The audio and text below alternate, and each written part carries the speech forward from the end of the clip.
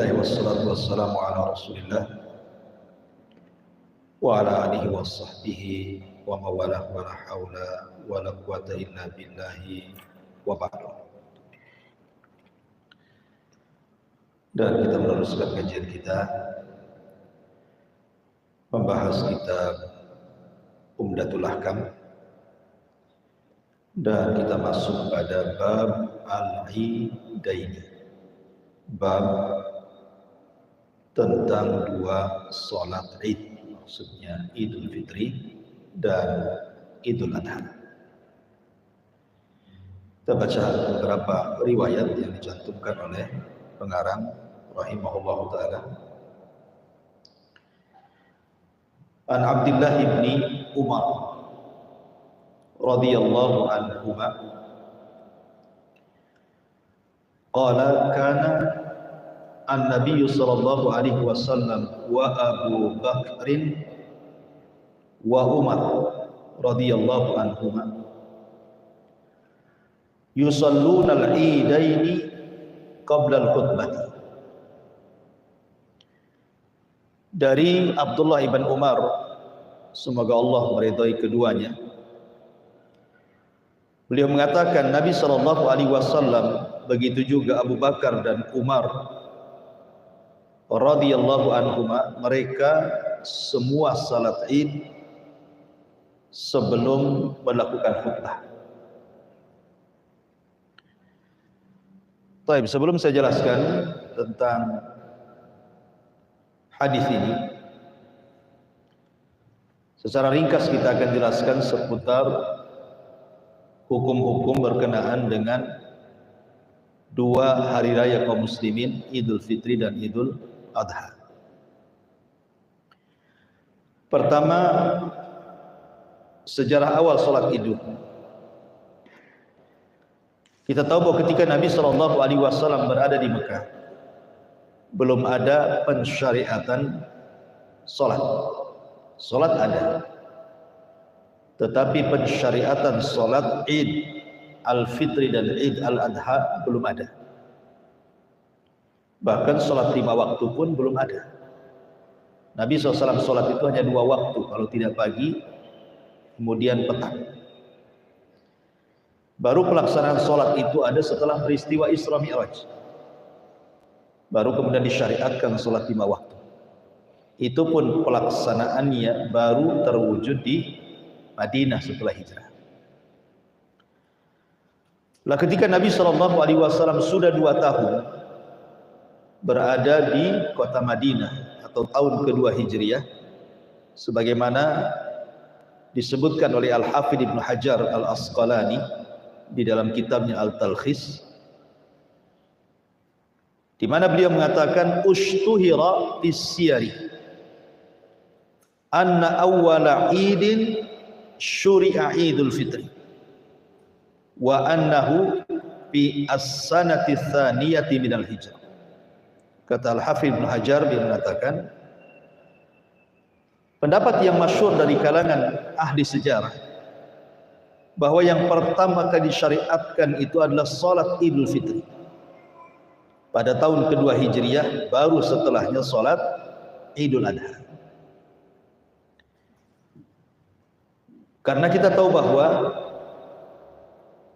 di tahun kedua Hijriah inilah disyariatkan puasa Ramadan. Dan Nabi SAW ketika perang Badar itu bertepatan dengan 17 Ramadan. Tapi ada sebagian ulama yang mengatakan bahwa walaupun demikian tetapi pelaksanaan sholat justru lebih awal adalah Idul Adha, pelaksanaan sholatnya. Kenapa demikian? Karena ketika Rasul harusnya melaksanakan Idul Fitri, suasananya masih dalam posisi perang. Walaupun ada kemungkinan boleh jadi Rasul mungkin sholat Id juga bersama para sahabat ketika perang gitu. Ada juga yang berpendapat seperti itu. Intinya bahwa awal dilaksanakan salat Idul Adha ataupun Idul Fitri itu pada tahun kedua Hijriah. Ma'asyiral muslimin yang dimuliakan Allah Azza wa Jalla. Lalu kenapa kemudian dalam Islam itu Nabi SAW mensyariatkan tentang 2 hari raya itu? Tentu ada alasannya. Jadi ketika Nabi SAW hijrah dari Mekah ke Madinah, orang-orang Ansar itu mereka masih melakukan perayaan yang biasa mereka rayakan di zaman jahiliyah. Contohnya mungkin perayaan merayakan patung Uzza, patung Lata, berhala Manat, dan begitu seterusnya. Jadi pengaruh-pengaruh perayaan-perayaan jahiliyah itu masih ada di kalangan para sahabat Ansar ketika itu. Jadi mereka masih merayakan. Atau kemungkinan mereka merayakan mengikuti perayaan-perayaan yang biasa dilakukan oleh orang-orang Persia. Karena kita tahu bahwa setelah Abroha, pasukan gajah yang menyerang Mekah itu kemudian menguasai Yaman, kemudian belakangan terusir dan kembali ke Ethiopia, maka Yaman dikuasai Persia. Dan orang-orang Ansar itu mereka orang Yaman. Semua orang-orang Ansar itu turunan Yaman, Khazraj dan Aus itu. Sehingga boleh jadi ada pengaruh dari budaya Persia, sampai ketika kemudian kakek buyut mereka hijrah ke Yaman, ke Madinah dari Yaman, sehingga mereka masih mengikuti perayaan-perayaan orang-orang Persia. Intinya bahwa para sahabat melakukan perayaan yang biasa mereka rayakan di zaman jahiliyah. Lah ketika datang Nabi SAW, Nabi ingin mengganti perayaan-perayaan para sahabat, karena perayaan itu menyerupai perayaan orang-orang kafir. Maka Nabi SAW bersabda di hadapan para sahabat, Innallaha qad abdalakum bi khairin minhuma Idul Fitri wa Idul Adha. Sesungguhnya Allah sudah menggantikan perayaan kalian yang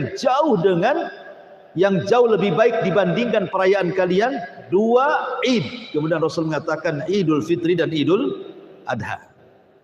Inilah 2 perayaan yang seorang muslim boleh bersenang-senang, makan, minum, dan juga berbahagia di dalam Idul Fitri dan juga Idul Adha. Masyaallah muslimin yang dimuliakan Allah Subhanahu wa taala, adapun bicara tentang hukum daripada salat Id itu sendiri, kita tahu bahwa salat Id itu adalah termasuk syiar ya. Ingat, salat Id itu termasuk syiar, artinya harus ditampakkan, namanya syiar. Makanya Nabi SAW ketika melaksanakan salat Id itu dilaksanakan di mana? Di tanah lapang, keluar. Kemudian sampai memerintahkan para wanita, baik yang haid ataupun yang tidak, baik yang menikah atau yang masih dipingit, semua suruh keluar. Menunjukkan bahwa salat ini bukan salat biasa, tetapi syiar dari syiar-syiar Islam. Maka disuruh keluar semuanya. Walaupun demikian, ulama khilaf tentang hukumnya. Pendapat yang pertama bahwa salat Id itu hukumnya fardu kifayah, tidak sampai kepada fardu ain. Artinya kalau ada sebagian orang melaksanakan berarti gugur yang lainnya, sama dengan salat jenazah. Dan ini adalah salah satu dari pendapat sebagian madhab Syafi'i. Sebagian madhab Syafi'i mengatakan bahwa salat Id itu fardu kifayah. Kemudian pendapat yang kedua adalah pendapat Ibnu Abi Musa, bahwa salat Id ini tidak sampai wajib, tetapi sunnah saja. Tapi bukan sunnah biasa, tapi sunnah muakkadah. Apa bedanya sunnah biasa dengan sunnah muakkadah? Kalau sunnah biasa, ya kadang Rasul melakukan, kadang meninggalkan. Tapi kalau sudah diletakkan muakkadah, berarti sunnah itu tidak pernah ditinggalkan. Makanya disebut sunnah muakkad. Rasul tidak pernah meninggalkannya, makanya hampir menyerempet wajib gitu ya. Tapi bukan wajib, dia sunnah. Walaupun Rasul tidak pernah meninggalkan. Seperti contoh itikaf, itu sunnah muakkadah karena Rasul tidak pernah meninggalkan. Alasannya adalah, dan ini juga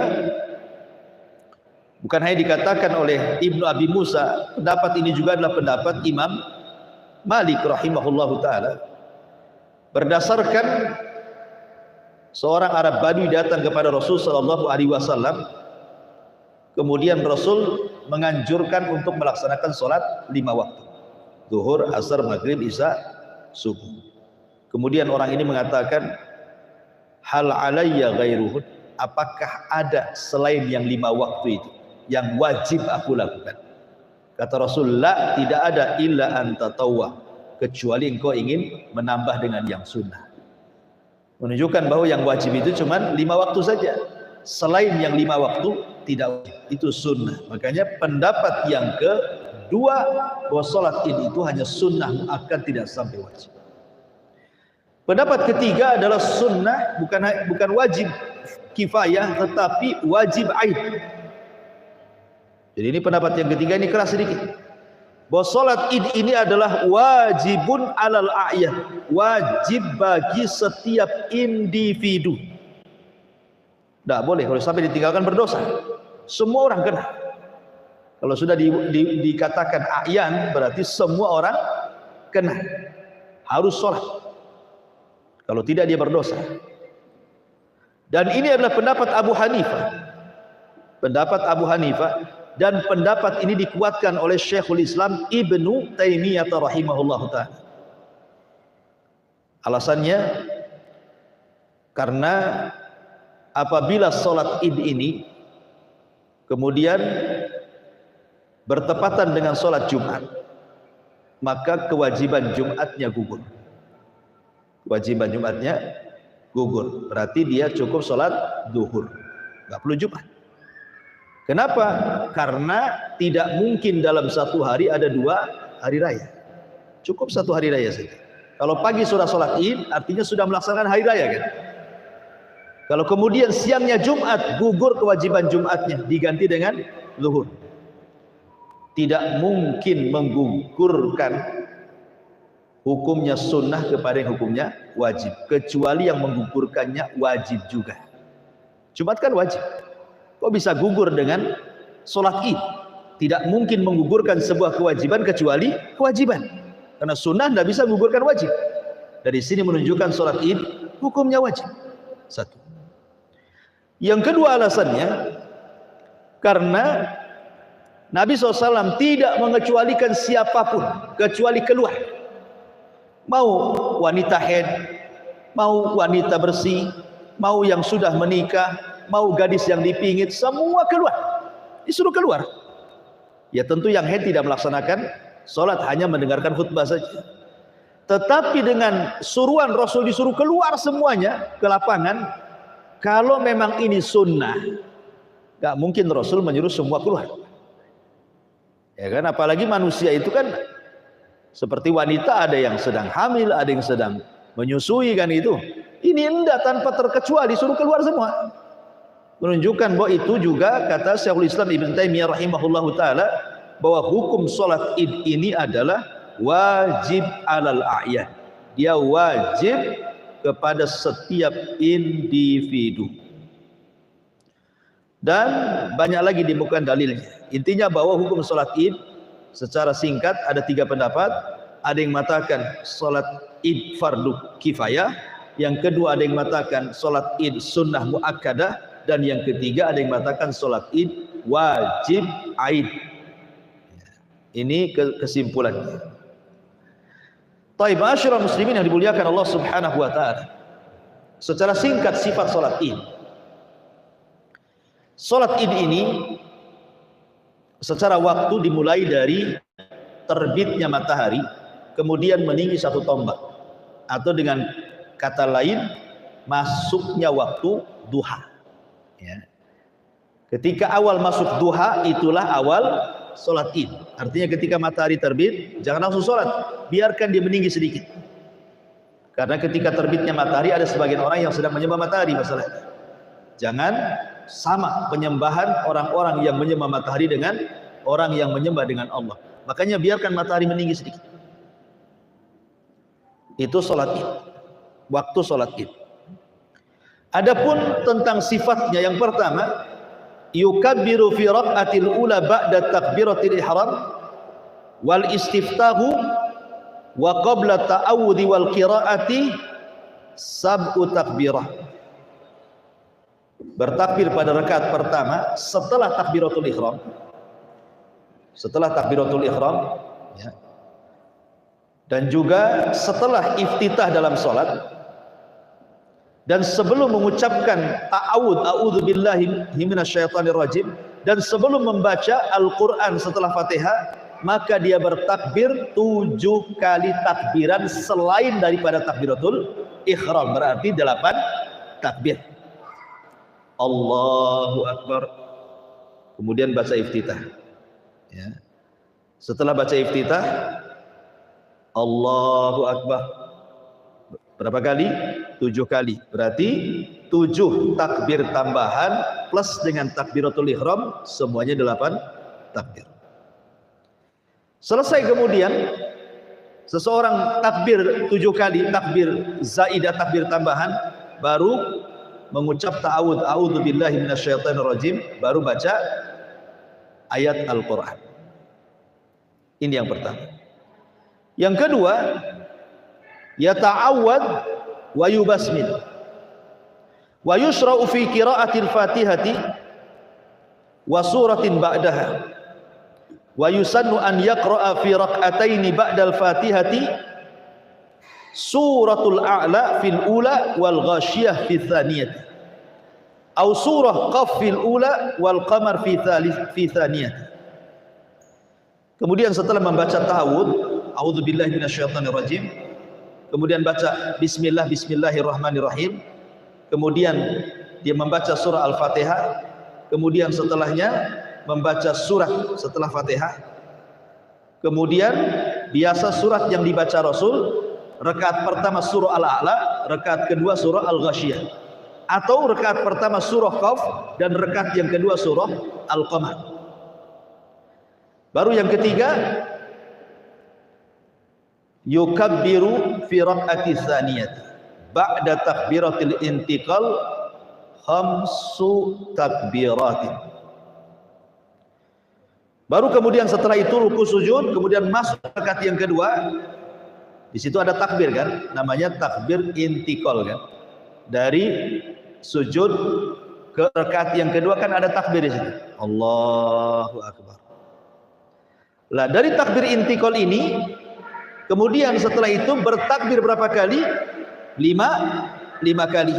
Berarti kalau dengan takbiratul intikal takbirnya berapa kali? 6 kali. Gitu ya.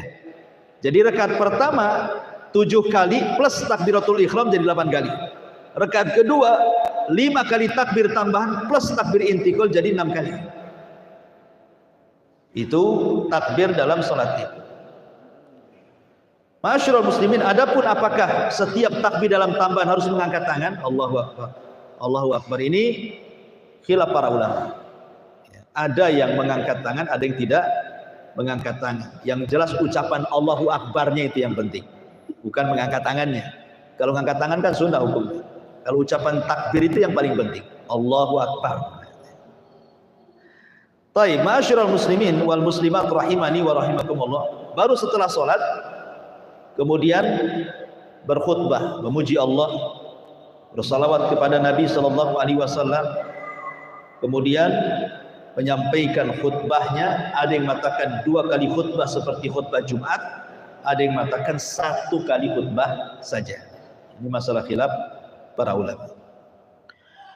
Baik, masyarul muslimin yang dimuliakan Allah azza wajal, adapun di antara sunnah-sunnahnya saat ini itu, yang pertama an yatajammal ar-rajulu bilubsil ahsanu thiyab. Hendaklah seseorang bercantik-cantik dengan pakaian yang paling baik. Ya, kalau ada pakaian yang bagus, yang baru, alhamdulillah lah kan. Kalaupun tidak, mana pakaian yang paling antum sukai, yang paling antum anggap itu baik dan indah, itulah pakai. Untuk menunjukkan bahwa hari itu bukan hari biasa, tapi hari itu hari ulang tahun kaum muslim. Kemudian yang kedua, makmum harus berpagi-pagi datang ke tanah lapang dan mengambil saf. Jangan kemudian sudah penuh baru datang, susah nanti cari safnya gitu. Apalagi yang sholat di masjid gitu ya, udah penuh akhirnya sholat di bawah beduk pula, nggak ada tempat ya kan. Kemudian yang ketiga, an yadhhaba min tariqin wa yarji min tariqin akhar. Perginya lewat satu jalan, pulangnya lewat jalan lain. Jadi kalau seandainya ke masjid ini perginya arah sana, pulangnya arah sana. Kemudian yang ketiga, an ya'kula qabla al-khuruj li salati Idul Fitri tamaratin wa alla ya'kul fil adha hatta yarji. Disunahkan kalau salat Idul Fitri makan dulu beberapa kurma untuk menunjukkan bahwa Anda tidak sedang berpuasa ketika itu. Karena kalau tidak makan nanti disangka berpuasa kan sudah antum puasa 29 hari Ramadan atau mungkin digenapkan 30 hari, datang Id, maka pagi-pagi itu sebelum berangkat makan, menunjukkan antum tidak puasa. Karena tidak boleh puasa ketika hari raya Id. Kemudian kalau Idul Adha terbalik, jangan makan dulu, nanti kekenyangan. Habis dipotong kambingnya kenyang, tak mau nyate jadinya. Kalau bisa lapar-lapar dulu paginya, berangkat Id, kemudian sembelih kurban, makanlah dari hewan kurban itu. Itu sunahnya seperti itu. Kemudian yang nomor 5, yustahabu ta'khir fi salati Idul Fitri. Kalau salat Id boleh diakhirkan waktunya. Jangan terlalu cepatlah, masuk 7:30 sudah Id. Kasihan orang-orang itu yang masih lupa malamnya nggak bayar zakat, kasih kesempatan bayar zakat di pagi-pagi. Kan ada yang malamnya mungkin tidak sempat ngasih zakat karena ketiduran bapaknya kan, lelah. Pas kemudian subuh pula dia bangun, baru ingat dia belum zakat fitrah. Otomatis kan dia harus cari-cari orang-orang fakir dulu kan, tuh difitrahkan tuh. Kasih kesempatan. Orang-orang yang bayar zakat itu biar bayar zakat gitu. Makanya kalau sholat Idul Fitri bisa dilambatkan. Pamannya yang biasa 7:30 dibuatlah jadi jam 8 gitu ya, atau 8:30 gitu ya. Tapi kalau Idul Adha terbalik, segerakan. Matahari terbit meninggi sedikit saja, cepat sholat. Kenapa? Karena setelahnya ada penyembelihan. Ya, setelahnya ada penyembelihan. Itu alasannya kenapa Idul Fitri diakhirkan, kenapa pula Idul Adha disegerakan. Taib. Kemudian kita masuk pada hadis yang pertama, itu secara singkat tentang sholat Id Al-Fitri dan Adha. Kita nanti akan bentangkan lewat hadis satu persatu yang kita baca. Hadis yang pertama dari Abdullah ibn Umar radhiyallahu anhuma, dia mengatakan Nabi SAW, Abu Bakar dan Umar, mereka sholat Id sebelum khutbah. Mereka sholat Id sebelum khutbah. Jadi kebiasaan Nabi SAW dan para khulafaur rasyidin, Abu Bakar, Umar, Uthman, Ali, apabila melaksanakan sholat Id, maka mereka sholat dulu. Sholat dulu, baru setelah sholat, kemudian khutbah dan mendengarkan khutbah. Dan begitu seterusnya sampai kepada Bani Umayyah, sampai kepada kekuasaan kaum muslimin di tangan Bani Umayyah. Lah ketika itu yang memimpin Bani Umayyah adalah Marwan, Khalifah Marwan ibnu Hakam. Marwan inilah yang kemudian merubah-rubah sholat Id. Khutbah dulu, baru sholat. Ya. Kalau di zaman Rasul sholat dulu baru khutbah. Di zaman Marwan ini terbalik, dia buat khutbah dulu baru sholat. Kenapa alasannya? Marwan ini khalifah yang tidak disukai. Kalau sholat dulu kemudian khutbah, bubar orang. Paham ya? Sebab kalau seandainya dia sempat, orang kan mengejar sholatnya bukan mengejar khutbahnya. Kalau khutbah itu kan nanti saya jelaskan hukumnya sunnah saja. Anda boleh duduk, boleh pulang. Masalahnya hukum khutbah itu lain dengan khutbah Jumat, satu paket gitu ya. Kalau khutbah itu boleh ngomong aja sebelahnya boleh. Kalau khutbah Jumat jangan. Kalau khutbah ini nggak ada masalah ngomong dengan sebelahnya. Makanya kemudian Khalifah Marwan berinisiatif. Orang kan mengejar sholatnya. Kalau belum sholat kan orang nggak akan pergi katanya. Saya buat khutbah dulu baru sholat katanya. Nah, akhirnya dia khutbah dulu. Sehingga kemudian ada satu riwayat Abu Sa'id Al-Khudri radhiyallahu an. Abu Sa'id Al-Khudri radhiyallahu an sempat ketika itu marah dan mengatakan, "Falam yazal an-nasu ala dzalik hatta kharajat ma'a Marwan." Kata Abu Sa'id Al-Khudri, manusia itu dari dulu memang begitu salatnya, sejak zaman Rasulullah Rasyidin dia salat dulu berkhutbah sampai datang kepada Khalifah Marwan, dan ketika itu dia adalah Amir Al-Madinah. Ketika salat Adha atau salat Idul Fitri, falamma ataina al-musalla, ketika kami, kata Abu Sa'id Al-Khudri, datang ke tanah lapang, idza mimbarun banahu kabirun kathirun ibnu as-salti. Tiba-tiba kemudian mimbar sudah dikeluarkan.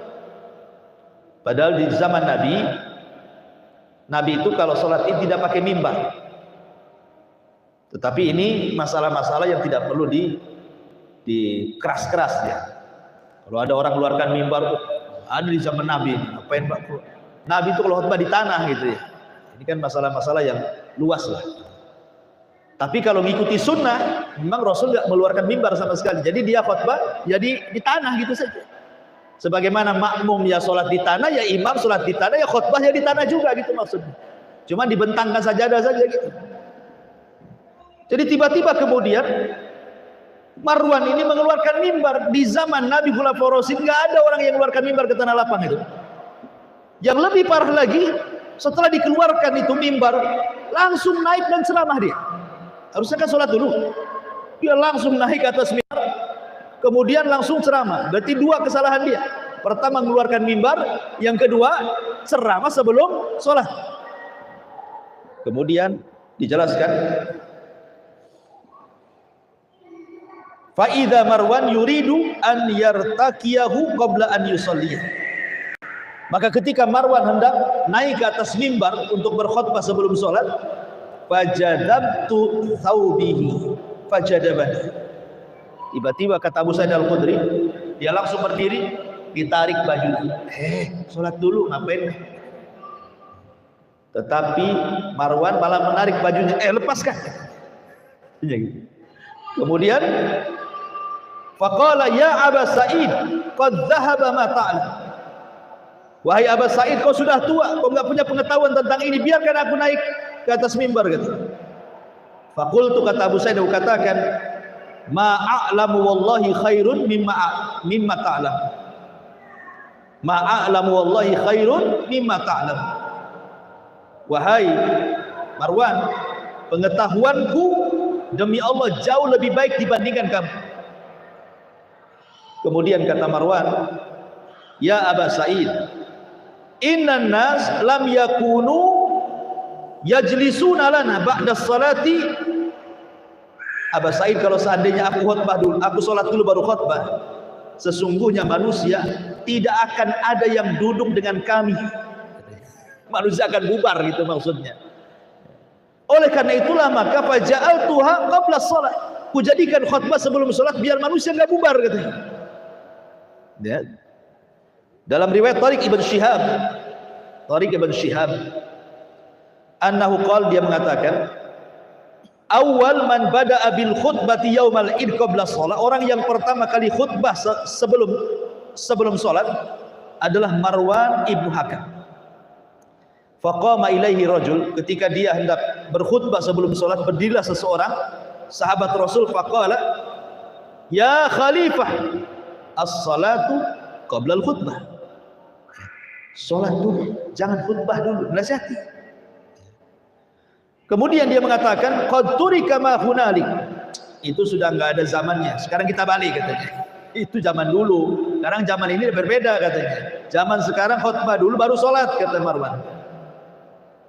Kemudian faqala Abu Sa'id Al-Khudri radhiyallahu anhu, amma hadza faqad qadama alaih. Adapun orang itu sudah hilang tanggung jawabnya karena dia sudah menasihati. Karena aku mendengar Nabi SAW bersabda, man ra'a minkum munkaran falyughayyir biyadihi, fa in lam tastati fa bilisan, fa in lam tastati fa biqalbi, wa dzalika ad'aful iman. Apabila kalian melihat sebuah kemungkaran, cegah dengan kekuasaan. Kalau tidak bisa, cegah dengan lisan. Kalau tidak bisa, cegah dengan hati, dan itu selemah-lemahnya iman. Artinya orang ini sudah selesai tugasnya, yang penting sudah disampaikan kan, karena dia khalifah kan masalahnya. Tapi masalahnya dari sejak Marwan melakukan khutbah dulu kemudian sholat, itu berlangsung kepada setiap khalifah setelahnya sampai berakhirnya kekhilafahan Umayyah. Baru setelah ketika khilafahan Umayyah hilang, diganti dengan kekhilafahan Abbasiyah, baru dikembalikan sholat dulu baru khutbah. Jadi pernah terjadi seperti itu. Makanya di sini dalam hadis yang pertama di sini dijelaskan dalam hadis Abdullah ibn Umar radhiyallahu anhuma bahwa Nabi SAW kemudian Abu Bakar dan Umar mereka melaksanakan sholat dulu baru khutbah, dan ini kesepakatan kaum muslimin dari dulu ya, kecuali ya tadi pada pemerintahan Marwan ibn Hakam pada Daulah Umayyah sampai hilangnya Daulah Umayyah dan berganti kepada Daulah Abbasiyah, baru dikembalikan kepada sunnah Nabi sallallahu alaihi wasallam. Di sini ada catatan sedikit. Dalam hadis Abdullah ibn Umar radhiyallahu anhuma, nama Abu Bakar dan Umar diiringkan dengan nama Nabi sallallahu alaihi wasallam. Karena Nabi sallallahu alaihi wasallam wa Abu Bakrin wa Umar, kan itu adalah Nabi, Abu Bakar dan Umar. Di sini Abu Bakar dan Umar selalu diiringkan dengan Nabi sallallahu alaihi wasallam. Bukan hanya di hadis ini saja, hampir di banyak hadis Nabi sallallahu alaihi wasallam nama Abu Bakar dan Umar itu selalu diiringkan. Kenapa? Menunjukkan kemuliaan kedua sahabat. Disebutkan bahkan dalam sebuah hadis ketika Nabi SAW naik ke atas Jabal Uhud. Rasul naik ke atas gunung Uhud, dan gunung Uhud itu gunung terbesar yang ada di kota Madinah. Sudah tinggi panjang lagi gunung Uhud itu, semua batu isinya. Jadi suatu ketika Nabi SAW itu naik ke atas bukit Uhud, gunung Uhud, dia, Abu Bakar, Umar, Utsman. Ketika di atas gunung, tiba-tiba gunung ini ada lini, macam gempa gitu ya, lini. Faqala, maka Rasul mengatakan, uthbut ya Uhud, diam wahai Uhud, jangan kau buat lini. Fa inna ma'alaik nabiyyun wasiddiqun wa syahidan. Di atas kamu ada seorang nabi, ada seorang siddiq, dan ada dua orang yang akan mati syahid. Maksudnya yang mati syahid Umar dan Utsman, dua-duanya mati syahid. Abu Bakar kan tidak mati syahid. Abu Bakar mati karena sakit di tengah malam gara-gara mandi di musim dingin untuk melaksanakan sholat malam. Sebab itulah Abu Bakar sakit kemudian meninggal. Tapi Umar dibunuh oleh Majusi, Utsman dibunuh oleh para pemberontak Khawarij. Dua-duanya syahid. Dalam hadis ini dijelaskan ada nama Abu Bakar, Umar, Abu Bakar, Umar, gitu. Dan Nabi sallallahu alaihi wasallam. Atau contoh yang lain hadis Anas bin Malik radhiyallahu an, jaa rajul ila Nabi sallallahu alaihi wasallam. Jadi ada seorang laki-laki datang kepada Nabi sallallahu alaihi wasallam dan mengatakan, "Ya Rasulullah, mata sa'ah." Rasul, kapan sih kiamat? Maka Nabi sallallahu alaihi wasallam ketika ditanya kapan kiamat, Rasul mengatakan, "Wa ma a'dadtalah." Apa yang kau siapkan? Kau tanya kiamat. Maka orang ini mengatakan, tidak ada kecuali hubbullah wa Rasul. Aku tidak punya persiapan Rasul, tapi aku sangat cinta kepada Allah dan Rasul. Anas ibn Malik radhiyallahu anhu ketika mendengar jawaban Nabi SAW, ketika Rasul mengatakan kepada Arab Badui, "Idzan fa anta ma'aman ahbabta." Kalau engkau betul-betul mencintai Allah dan Rasulnya, maka engkau akan bersama orang yang kau idolakan. Artinya engkau mencintai Nabi, maka engkau akan bersama Nabi nanti di akhirat, gitu maksudnya. Ketika kemudian mendengar kalimat ini, Anas bin Malik mengatakan, "Demi Allah, aku tidak pernah sebahagia hari ini sejak aku masuk Islam." Ketika Rasul mengatakan, "Anta ma'aman ahbabta," engkau akan bersama idolamu di surga. Kemudian Anas bin Malik mengatakan, "Demi Allah, fa ana uhibbullaha wa rasulahu wa Aba Bakrin wa Umar wa arju an akuna ma'ahum illam a'mal bi a'malihim," kata Anas. Demi Allah, aku cinta Allah, cinta Rasul, cinta Abu Bakar, cinta Umar, dan aku berharap aku bisa bersama mereka di sorga walaupun aku tidak seperti amalan mereka. Jadi memang dua orang ini diidolakan para sahabat gitu. Mereka ingin kalau mereka itu seperti Abu Bakar dan Umar gitu. Karena Nabi SAW merekomendasikan setelah kematiannya, kata Nabi SAW, "Iktadu billadaini min ba'di Abu Bakar dan Umar." Ikuti sepeninggalku, kata Rasulullah, dua manusia, Abu Bakar dan Umar.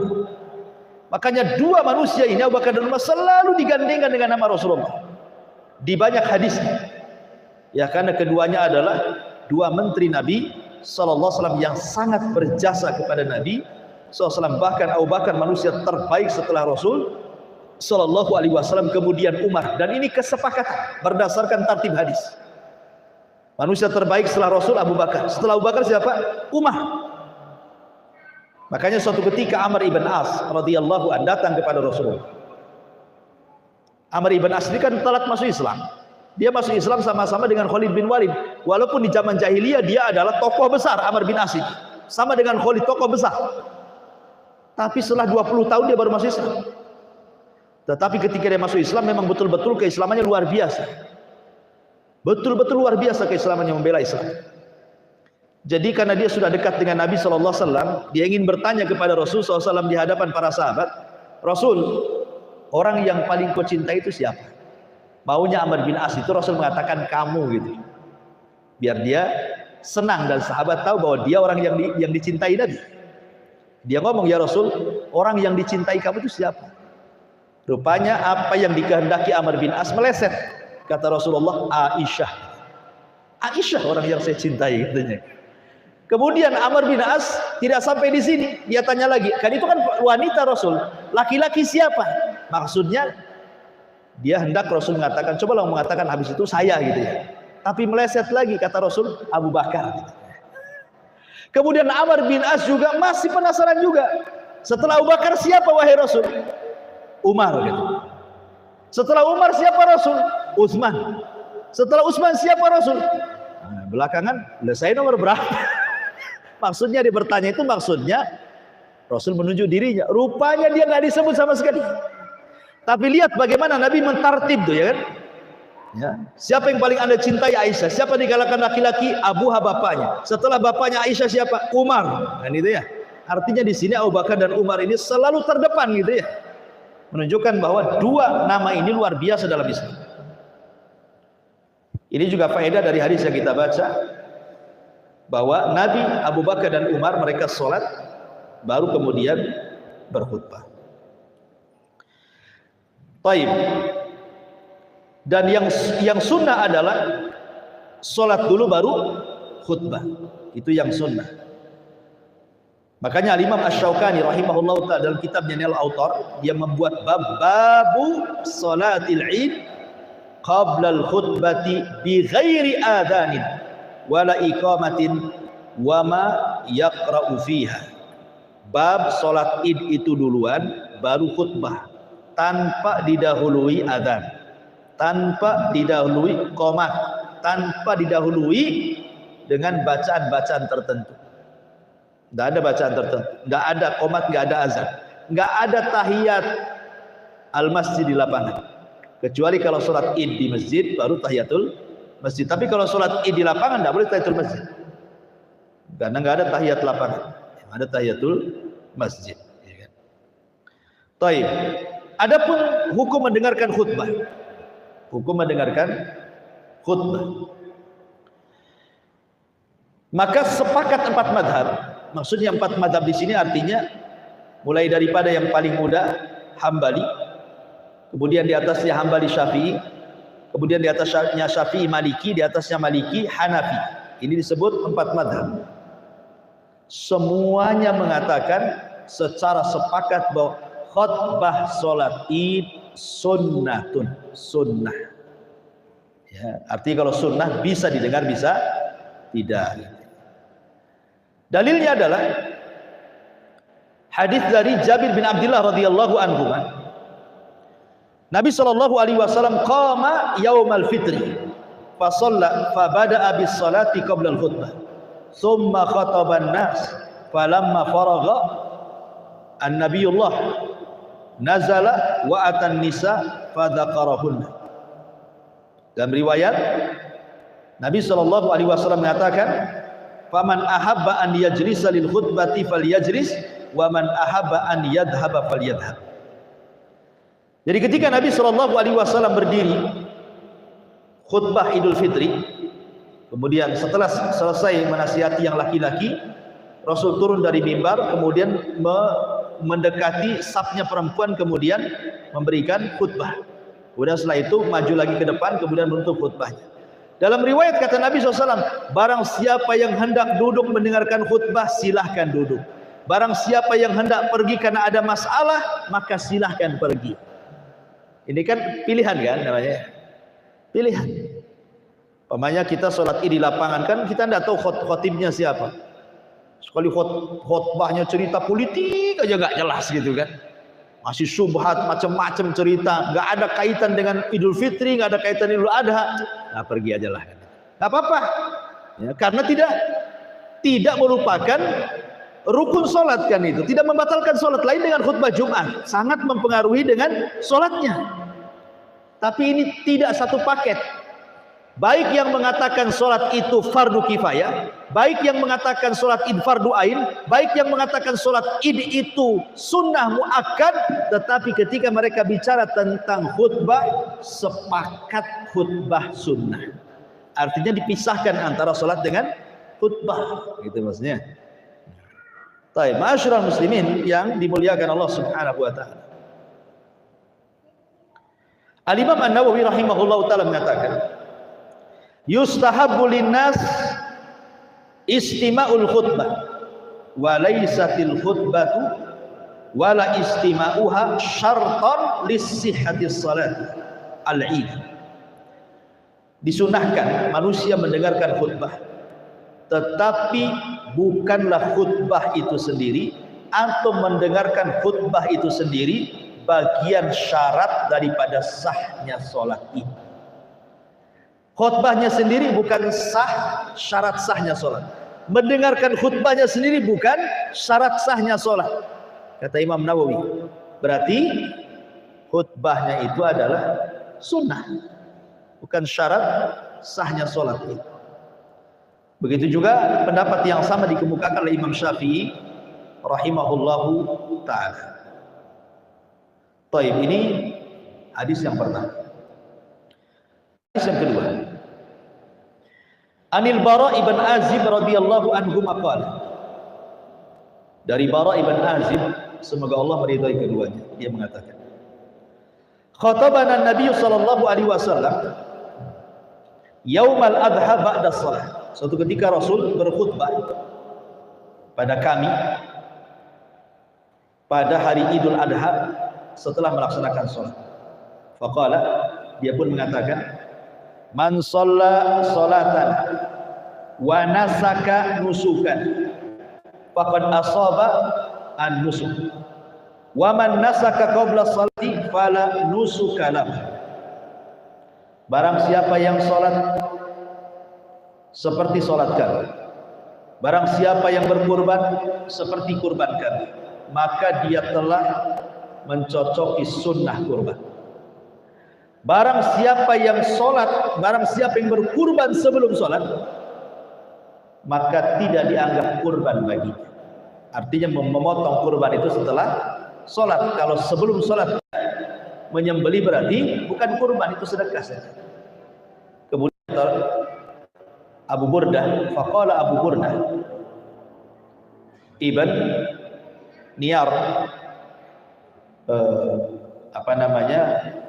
saudara daripada Bara bin Azib radhiyallahu anhu, dia mengatakan, ya Rasulullah, inni sakaktu syati qabla salah wa araftu anna al-yawma yawmu aklin wa syurbin wa ahbabtu an takuna syati awwala ma yubah fi baiti fadhabahtu syati wa taghaddaitu qabla an atis salah. Tiba-tiba Abu Burdah mengatakan, Rasul, saking senangnya datang sholat Id, Abu Burdah ini semangat 45 bahasa kita. Dia mengatakan, Rasul, sesungguhnya aku telah menyembelih kambingku sebelum sholat, karena aku tahu ini hari Id, dan kau yang mengatakan hari Id itu hari makan-makan dan hari banyak minum, banyak makan dan banyak minum, dan aku ingin kambingku yang pertama kali disembelih di rumahku sebelum yang lainnya.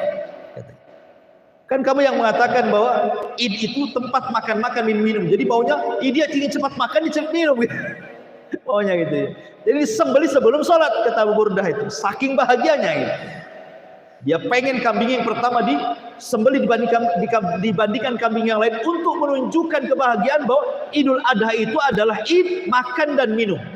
Jadi segera aku sembelih biar aku cepat makan dan minum dan aku bisa bahagia.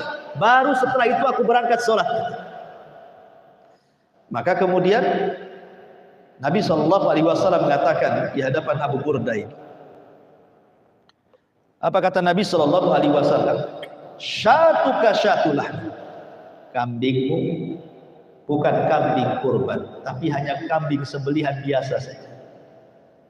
Kambingmu bukan kambing kurban, tetapi hanya kambing sembelihan biasa saja. Karena begini ya, kalau kita cerita tentang penyembelihan itu dibagi dua. Ada penyembelihan yang sifatnya kebiasaan, ada penyembelihan yang sifatnya ibadah. Penyembelihan kebiasaan ini ya seperti kita mau makan daging lah, akhirnya kita sembelih ayam, pengen ayam, kemudian pengen makan daging kambing, sembelih kambing, pengen makan daging sapi, sembelih sapi, atau orang jual sate dia sembelih kambing atau beli kambing, atau ada tamu yang datang dari mana-mana kita sembelihkan, itu namanya sembelihan biasa. Tapi ada di sana sembelihan yang sifatnya ibadah. Memang dia menyembelih itu bukan untuk dirinya, tapi betul-betul untuk Allah. Seperti akikah, seperti kurban, seperti nazar, seperti kafaroh, penyembelihan kafaroh kan.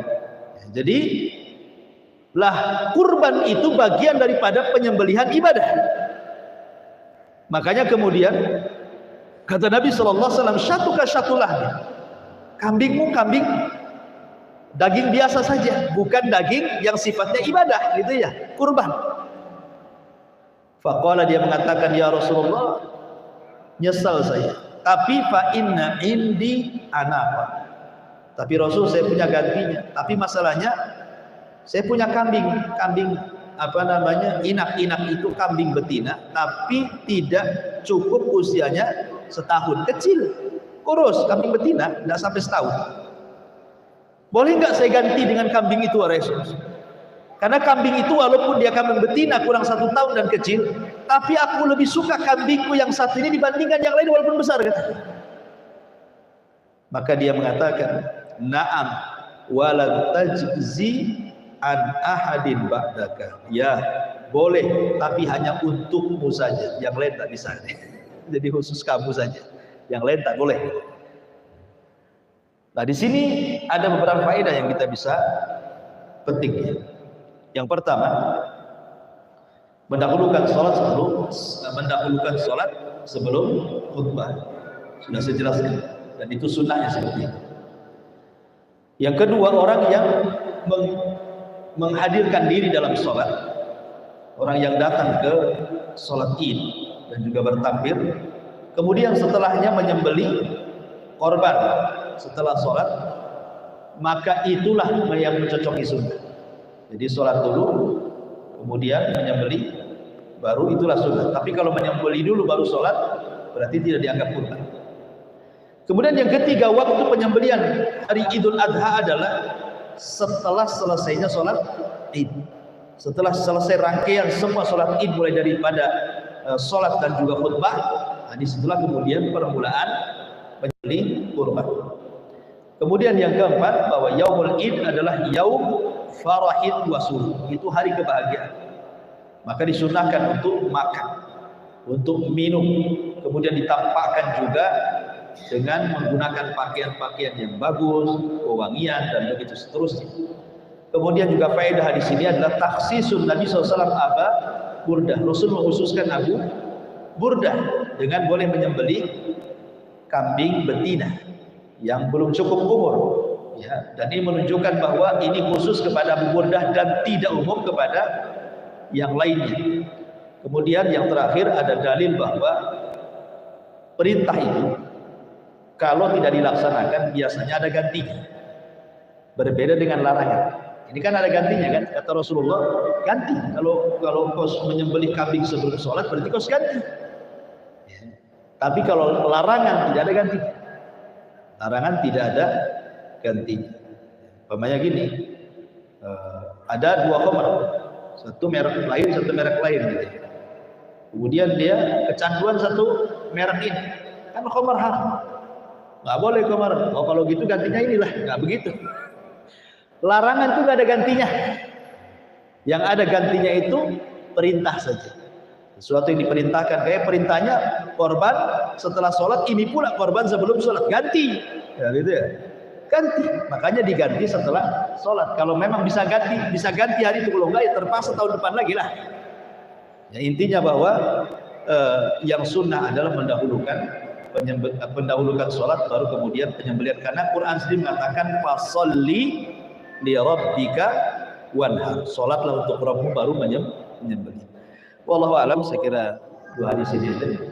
Silakan sebelum saya tutup kita buat aja.